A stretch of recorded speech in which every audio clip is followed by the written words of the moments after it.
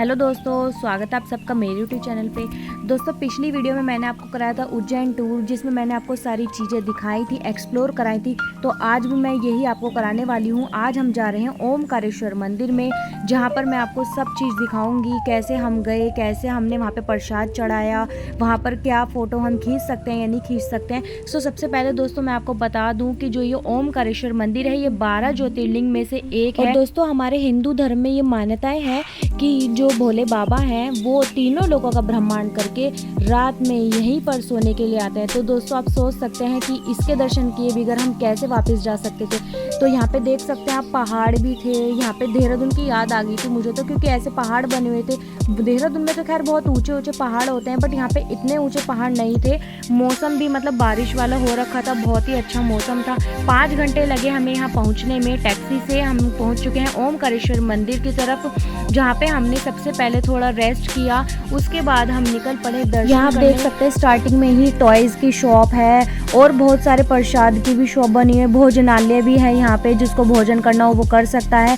वो देखिए दोस्तों, दूर से ही हमें 2 मंदिर दिख रहे हैं। हमने वहाँ पे भी दर्शन किए थे, बट सबसे पहले हमने करे थे ओमकारेश्वर ज्योतिर्लिंग के दर्शन। तो हमने ले लिया था सबने प्रसाद, और हमें जाना था नाव में बैठ के मंदिर की तरफ, क्योंकि हम बिना नाव में बैठे वहाँ पे नहीं जा सकते, कोई भी नहीं जा सकता है। तो हमने करी एक नाव, जिसमें मेरी मम्मी यही कर रही थी कि मामा भांजे एक साथ नहीं बैठते हैं, तो इसी बात को लेके कंफ्यूज हो रही थी। तो नाव वाले भैया ने कहा कि अरे बहन जी बैठो, हमने तो बहुत मामा भांजों को यहाँ से सफ़र कराया है। क्या था, फिर हम सब लोग बैठ गए नाव में, बट फिर उसमें भी मेरी मम्मी ने फिर भी मेरे बेटे को और उसके मामा को दूर ही बिठाया था। यहाँ मैं अपने भाई से कुछ शेयर कर रही थी बात, और यहाँ पर मैं डाल रही थी मछलियों को दाना, क्योंकि वहाँ पर पन्नी में मिल रहा था। तो हमने सोचा चलो हम भी थोड़ा सा पुण्य कमाई लेते हैं। वहाँ पे हम मेरा भाई बैठा हुआ है, ये मेरा सगा भाई है, और जो चेक शर्ट में है ये मेरे मामा का लड़का है।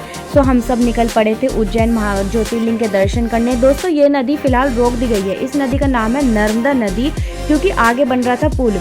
तो दोस्तों इसलिए, वरना तो इस नदी का बहाव ना बहुत तेज होता है, नाव भी ना संभल नहीं पाती है। देख सकते हैं दोस्तों कितना सुंदर नज़ारा है ना, मतलब मन करता है कि बस यहीं पे ही हम वास कर लें, यहीं पे ही रहने लगें, बट ऐसा हो नहीं सकता। यहाँ हम लग गए थे लाइन में। दोस्तों ये देखिए, मैंने जूम करके गणेश जी की भी, पंचमुखी गणेश जी है ये, सबसे पहले इन्हीं के हमने दर्शन करे।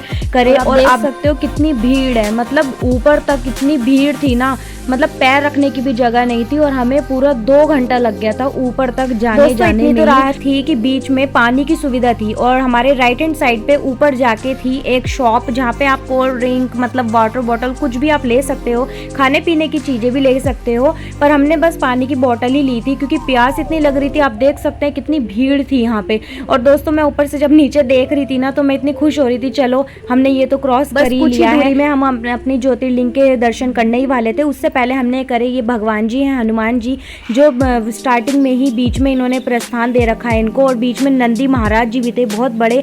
तो हमने पहले उनका आशीर्वाद लिया, उसके बाद हम अंदर लगे थे लाइन में। यहाँ पे दोनों पंडित जी बैठे थे, इन्होंने कोई प्रसाद हमको नहीं ले जाने दिया। लिखा पहले ही था कि जल और प्रसाद सब कुछ यहीं पे ही दे के जाना है, अंदर बस आपको खाली हाथ जाना है। बट हाँ, यहाँ पे कोई इशू नहीं था कि फोटो नहीं खींच सकते, वरना उज्जैन में तो इस बात का इशू था, क्योंकि मेरे भाई का फ़ोन भी छीन लिया था, मैंने आपको बताया भी होगा पिछली वीडियो में। और दोस्तों आप देख सकते हैं, फिर हम जब वापसी में आए तो हम नाव से नहीं आए थे, हमने करा झूला पुल, जहाँ से हम पैदल ही जा रहे थे। ये झूला पुल में जाते हुए इतना मजा आया ना, यहाँ पे इतनी अच्छी फोटोज भी हमने क्लिक करी। दोस्तों हमने यहाँ से लिया था कुछ सामान, बच्चों का खिलौने वगैरह हमने लिए, यहाँ से एक शंख भी हमने लिया था। उसके बाद हमने इंदौर जंक्शन पे हम पहुंचे प्लेटफॉर्म पे, और वहाँ से हमने ली अपनी ट्रेन। AC वाली ट्रेन थी, मेरे भाई ने रिजर्वेशन यहाँ का भी जाने का भी करा रखा था। ये देखिए लिखा है इंदौर जंक्शन। यहाँ पे मेरे हस्बैंड भी फोटोज अपनी क्लिक करा रहे हैं मेरे से, मैंने करी उनकी थोड़ी बहुत फोटोज क्लिक। यहाँ पे हम सब बैठ चुके थे ट्रेन में।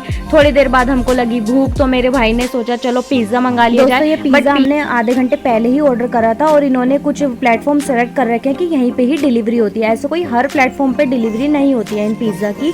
सो हमने खाया पिज़्ज़ा, थोड़ी बहुत करी पिज़्ज़ा पार्टी, और फिर मैंने बाहर का मूवमेंट कैप्चर करा। इतना सुकून मिल रहा था, ऐसा मन भी नहीं कर रहा था मेरा तो घर वापस जाने का। दर्शन करे हमने, बहुत अच्छे से हमारे दर्शन हुए। हुए।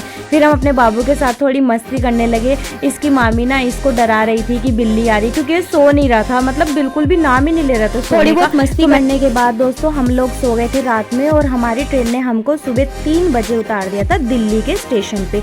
हमने इंदौर से दिल्ली तक की ट्रेन करी थी और वहाँ से हमने ली टैक्सी जिसने पहुँचाया था हमको मेरठ। दोस्तों अगर आपको मेरा ब्लॉग अच्छा लगा तो प्लीज़ मेरे चैनल को सब्सक्राइब करना।